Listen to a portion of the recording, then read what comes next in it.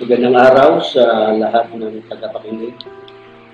Ako ay napagutusan ng ating General Superintendent, Pastor Nemo Martin, na dalhin sa inyo ang aralin na may kinalaman sa 7 wika na niligtas ng ating Panginoong Hesus doon sa krus ng Kalbaryo, kamantalang siya ay nakatapon roon.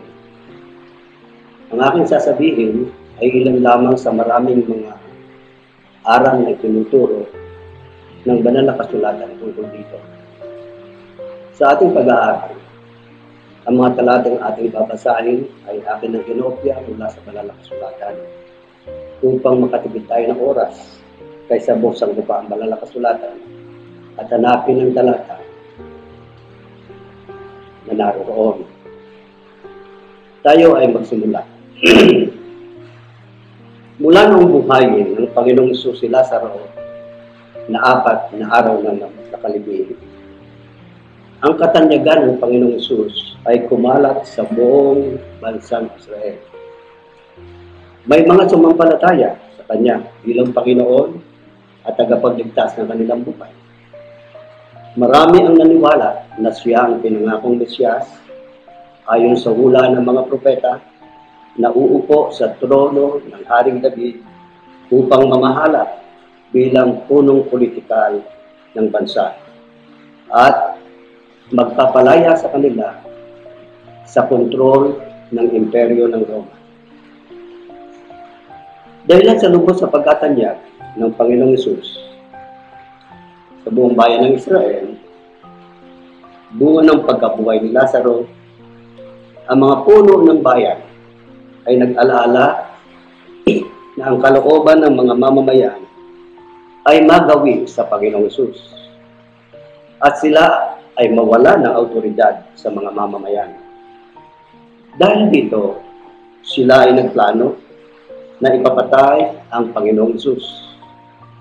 Ganito ang pagkasabi sa Mateo 26:3-4. Ang mga punong saserdote at ang mga matatanda ng bayan ay nagkatipon noon sa palasyo ng pinakapunong saserdote si Caiphas. Pinalak nilang lihim na ipadakip sa Hesus at ipapatay. Si Judas, ipinagkanulo niya ang Panginoong Hesus sa mga puno ng relihiyon at bilang kabayaran ay tumanggap siya ng 30 pirasong pilak. Doon sa halamanan ng Gethsemane, matapos manalangin ang ating Panginoon, siya ay pinadakip ni Judas. Ang Panginoon ay sinaktan, pinahirapan. Ipinasan sa kanya ang krus na doon siya ipapako. Naglakbay ang Panginoong Hesus hanggang sa gulod ng Golgotha. At doon ang Panginoon ay pinako sa krus. Katabi ng 2 kriminal na kapwa ipinako rin sa krus sa magkabilang panig ng Panginoong Hesus.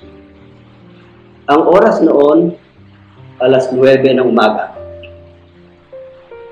Sa hirap na dinaranas ng Panginoon sa pagkapako niya doon sa krus, ay napakinggan sa bibig ng ating Panginoong Hesus ang una sa 7 wika na kanyang binigkas sa krus. Mababasa ang unang wika sa Lucas 23:34. Ganito ang sinasabi: Ama, patawarin mo sila sapagkat hindi nila nalalaman ang kanilang ginagawa. Sa ulangan noon ng krus na doon nakapako ang Panginoong Hesus ay may nakasulat, ito ang hari ng mga Hudyo. Sa ibaba naman ng krus ay pinagsusugala ng mga kawal ang damit ng ating Panginoon. Ito ang tanawin noong sabi ng Panginoong Hesus, Ama, patawarin mo sila sapagkat hindi nila nalalaman ang kanilang ginagawa. Itanong natin ang 2 katanungan tungkol sa panalangin ito ng Panginoong Hesus. Una, tinugon ba ng Ama ang panalangin ng Panginoong Hesus? Ikalawang tanong, Napawalang sala ba ang mga may kinalaman sa pagkapako sa Panginoong Hesus doon sa krus? Tingnan natin, sagutin natin ang unang tanong. Tinugon ba ng Ama ang panalangin ng Panginoong Hesus? Kung ating titingnan ang lahat ng kondisyon sa Biblia upang ang dalangin ng isang tao ay dinggin ng Diyos, masasabi natin na lahat ng mga tuntunin ay nagawa ng ating Panginoong Hesus at ang ilan sa mga tuntunin ito ay ang sumusunod.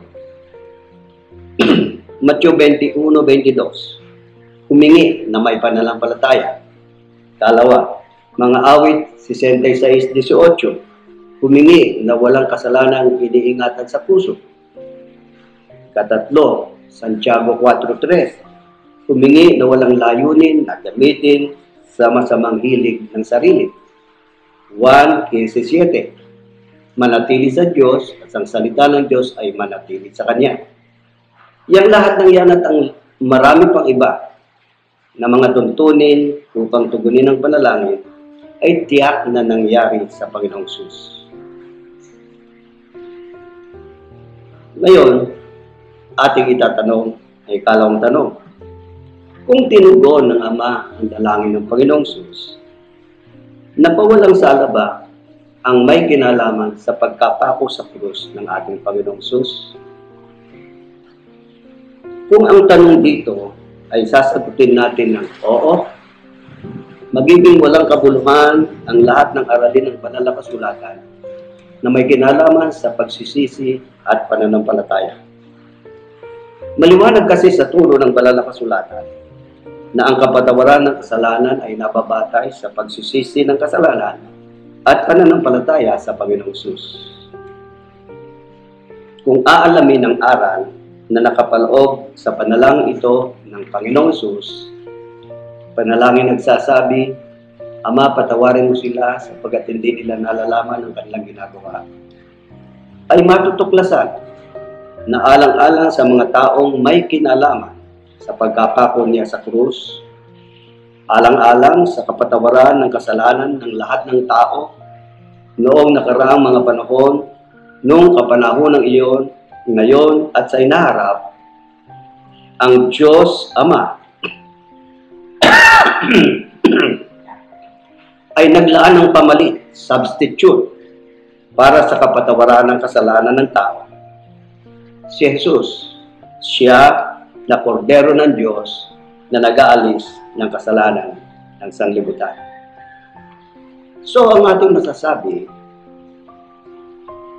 ang ating Panginoong Hesus ay ginawa ng ating Ama na substitute sa kasalanan ng bawat isang tao. Ang ikalawang wika ay mababasa sa Lucas 23:42 hanggang 43. At sinabi niya, Jesus, alalahanin mo ako pagdating mo sa iyong kaharian. At sinabi niya sa kanya, katotohanan ng sinasabi ko sa iyo, ngayon ay kakasamahin kita sa paraiso. Gaya ng nasabi na sa magkabilang tabi ng Panginoong Hesus ay mayroong tig-isang krus na doon nakapako ang dalawa na nahatulan din ng kamatayan. Isa sa dalawang lalaki ito ang kumutya sa Panginoong Hesus. Sinabi niya, di ba ikaw ang Kristo? Iligtas mo iyong sarili at kami. Kinukutya rin ang Panginoon ng mga saserdote, mga eskriba, at mga matatanda ng Israel. Kanilang sinasabi ang sumusunod, ikaw na magigiba ng templo at sa ikatlong araw ay muli mo itong itatayo, iligtas mo ang iyong sarili. Kung ikaw ang anak ng Diyos, bumaba ka sa krus. Iniligtas niya ang iba, ang kanyang sarili ay hindi niya kayang iligtas. Kung ikaw ang hari ng Israel, bumaba ka ngayon sa krus, at kami ay sasampalataya sa iyo.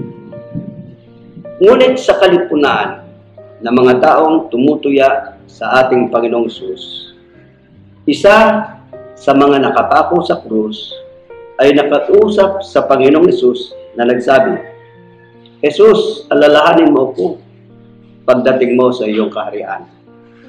Sa pakiusap niyang ito, ang Panginoong Jesus ay tumugon. Katotohanan sinasabi ko sa iyo, ngayon ay kakasamahin kita sa paraiso. Ilan sa mga aral na itinuro ng sinabing ito ng Panginoong Jesus ay ang sumusunod. Una, ang kapalarang mapunta sa kaharian ng Diyos ay maaaring maganap sa isang saglit. Kasi sabi niya, ngayon, kakasamahin kita sa paraiso. Ang kapalarang mapasama sa tahanan ng Diyos ay kagandahang loob lamang ng Panginoong Jesus. Ang tawag dito ay biyaya ng Diyos. At ito ay natatamo sa pamamagitan lamang ng pananampalataya sa Panginoong Jesus. Noong sabihin ng Panginoon, ngayon, isasama kita sa paraiso, ay nagtuturo din ito na ang kapalarang makasama sa kaharian ng Diyos ay hindi nakabase sa anumang mabubuting ginawa ng tao samantalang siya'y nabubuhay. Ang lalaking sinabihan ng Panginoon na isasama sa paraiso ay hindi nakababa sa krus upang makagawa pa ng mabuti. Pero hindi ito nangangahulugan na ang Diyos ay hindi naghahanap ng mabuting gawain ng taong sumampalataya sa Kanya. Sa halip, ang mabubuting gawain ay hindi paraan sa pagpasok ng tao sa paraiso o sa langit. Kundi ito, ang mabubuting gawa ay palatandaan ng isang tao ay may pag-asa na siya ay kasama na ng Diyos sa paraiso o sa langit. Ang ikatlong wika ay mababasa sa 1:19-26 hanggang 27. Pagkakita nga ni Jesus na sa kanyang ina at sa nakatayong alagad na kanyang iniibig, ay sinabi niya sa kanyang ina, "Babae, narito ang iyong anak." Nang magkagayon sinabi niya sa alagad, "Narito ang iyong ina." At buhat ng oras na iyon, ay tinanggap siya ng alagad sa kanyang sariling tahanan. Noong banggitin ng Panginoon ang kanyang ikatatlong wika sa krus, ay 12 ng tanghali. Ang ikatlong wikang ito ng Panginoong Jesus sa krus ay nagpapakilala ng kanyang pagpapahalaga sa kanyang ina. Ating itatanong, bakit kaya sa alagad inihabilin ng Panginoong Jesus ang kanyang ina at hindi sa kanyang mga kapatid? Una, sa tala ng kasaysayan, wala sa paanan ng krus ang sino man sa mga kapatid ng Panginoong Jesus. Ang nahandoon ay ang alagad niyang si Juan, kaya marahil ito ang isa sa dahilan kaya kay Juan niya itinagubilin ang kaniyang ina. Ikalawa, ang mga kapatid ng Panginoong Jesus noong panahon iyon ay hindi pa siya kinikilala na siyang ipinanganak na Mesya o ipinangakong Mesyas. Hindi pa kumikilala na siyang anak ng Diyos na nagkatawang tao. Hindi pa rin siya kinikilala ng mga kapatid niya na tagapagligtas at manunubos. Dahil dito, sa panig ng relasyong spiritual, hindi kayang maunawaan ng mga kapatid ng Panginoong Jesus ang kanilang ina. At sapagkat si Juan na alagad ay may kakayahan na makaunawa kay Birhen Maria sa panig ng relasyong spiritual, kaya kay Juan itinagubilin ng Panginoong Jesus ang kanyang ina. Mula noon, isinama na ng alagad na si Juan si Birhen Maria sa kanyang tahanan. Sa mga taga-silangan, tulad nating mga Pilipino, ang huling habilin ng mahal sa buhay ay lubhang mahalaga. Mula noong oras na yon, ikalabindalawa ng tanghali, hanggang sa ikatatlo ng hapon, ay nagdilim ang buong lupain ng Israel. Noong patapos na ang 3 oras ng pagdidilim sa lupain ng Israel, napakinggan mula sa bibig ng Panginoong Hesus ang ika-4 na wika. Ganito ang kanyang pagkasabi. Mateo 27:46. At nang malapit na ang oras na ika-9, ay sumigaw si Jesus ng malakas na tinig, Eli, Eli, lama sabachthani. Sa makatwid bagay, Diyos ko, bakit mo ako pinabayaan? Ang pangungusap na ito ng Panginoon ay nagbigay ng suliranin sa maraming tao na bumabasa ng banal na kasulatan. Kanilang tinatanong, kung ang Panginoong Hesus ay Diyos, bakit pa siya tumawag ng Diyos ko, Diyos ko? Ang mga taong may ganitong suliranin ay hindi nakakaunawa ng dalawang mahalagang doktrina ng banal na kasulatan.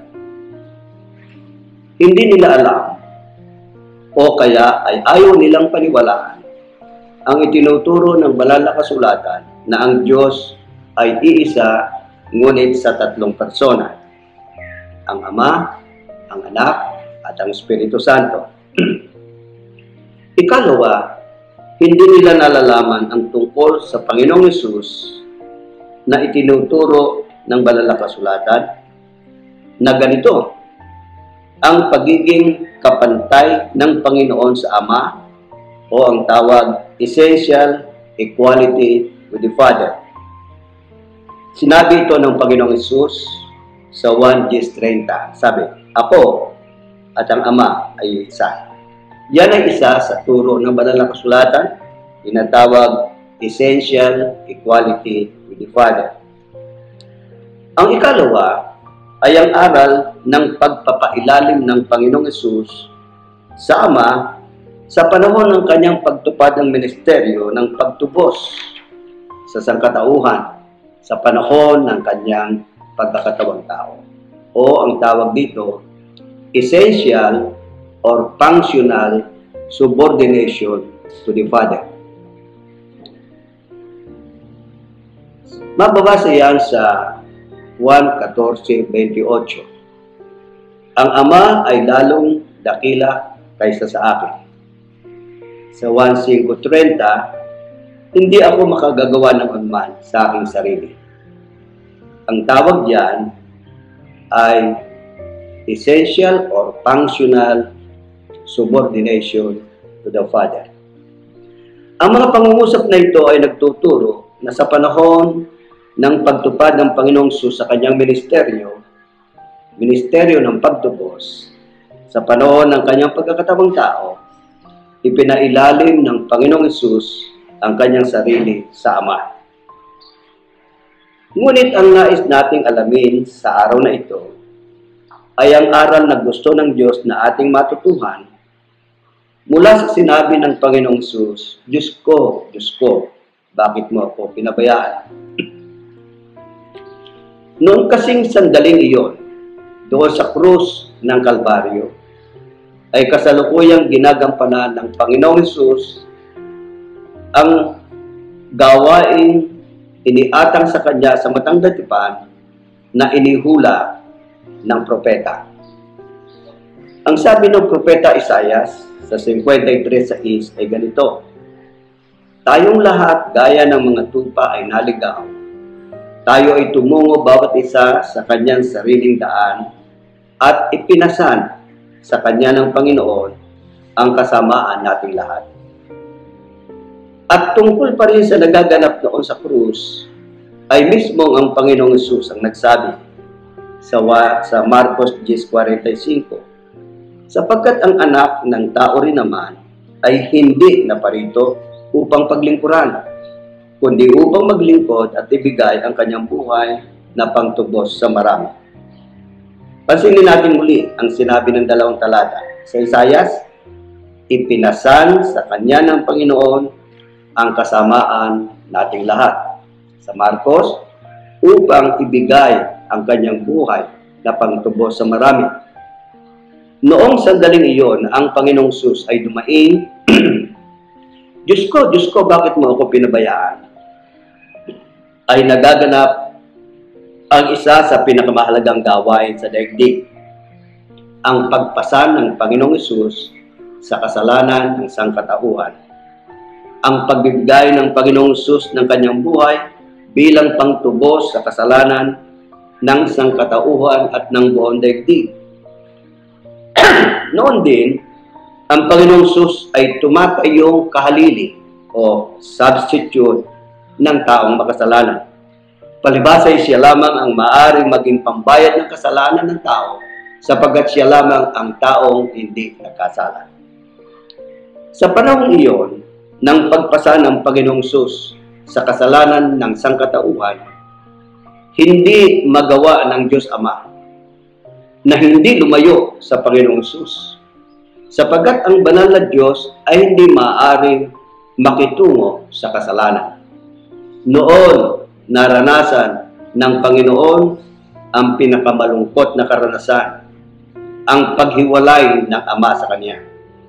Kaya't siya ay dumaing, Diyos ko, bakit mo ako pinabayaan?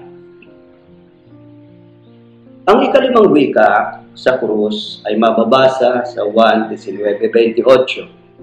Ganito ang sabi, pagkatapos nito, alam ni Jesus na naganap na ang lahat ng bagay at bilang katuparan ng kasulatan ay sinabi niya, nauuhaw ako. Ating itatanong, saan at ano ang kinauhawan ng Panginoon? Mayroong tatlong bagay na madaling mapansin na kinauuhawan ng ating Panginoong Hesus. Ang una, ang Panginoong Hesus ay nauuhaw pisikal. Nauuhaw siya sa tubig. May 15 oras na kasi ang Panginoon na hindi nakakainom ng tubig. Mula hating gabi ng Biyernes, noong siya ay nasa halamanan ng Getsemani, hanggang sa ikatatlo ng hapon ng Biyernes. So sa loob ng 15 oras na yun, hindi siya nakakainom ng anumang tubig, tiyak na siya ay nakakaramdam ng uhaw. Bukod pa roon, maraming dugo ang tumulo sa kanya, bunga ng butas ng pako sa kanyang mga paa at sa kanyang mga kamay at sa butas ng tinik ng koronang inilagay sa kanyang ulo. Kailangan ng kanyang katawan ang tubig. Kaya nakaramdam ang Panginoong Hesus ng matinding pagkauhaw. Ang ikalawa, hindi lamang kinauhawang pisikal ng Panginoon ng tubig. Nakaranas din siya ng pagkauhaw na espiritual. Kinauhawan ng Panginoong Hesus ang sandali ng katuparan ng kanyang misyon sa daigdig. Kinauhawan niya ang katuparan noong kanyang sinabi sa kanyang mga alagad. Sa 1:12-32 ay ganito ang sinabi, at ako, kung ako ay mataas mula sa lupa, ang lahat ng mga tao ay palalapitin ko sa aking sarili. Kinauuhawan ng Panginoong dumating ang oras na iyon na ang mga tao ay tatawagin na niya para sa kanyang sarili. Kinauuhawan din ng Panginoon ang katuparan noong sinabi ni Juan Bautista. Sabi ni Juan Bautista sa mababasa sa 1:29, narito ang kordero ng Diyos na nag-aalis ng kasalanan ng sanglibutan. Kinauuhawan niya ang katuparan noong bagay na iyon. Ikatatlo, bukod sa pagkauhaw ng Panginoon sa tubig at pagkauhaw sa katuparan ng kanyang ministeryo, ang Panginoong Hesus ay uuhaw din sa pagsampalataya sa Kanya ng mga taong nabubuhay sa kasalanan. at nauuhaw din siya sa puspusan namang paglilingkod sa Kanya na mga sa Kanya ay sumampalataya na.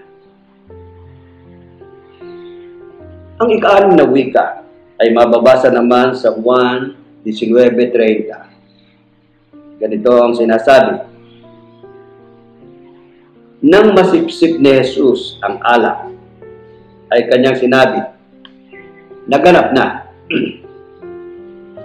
Matapos masabi ng Panginoon ng ika-6 na wika na naganap na, yung kortina sa templo ng Jerusalem na 4 na pulgada, 4 inches ang kapal, na naghihiwalay sa dakong banal at sa dakong kabanal-banalan, ay napuni mula sa itaas hanggang sa ibaba, na nagbabadya ng katotohanan mismo ang Diyos ang pumunit noon.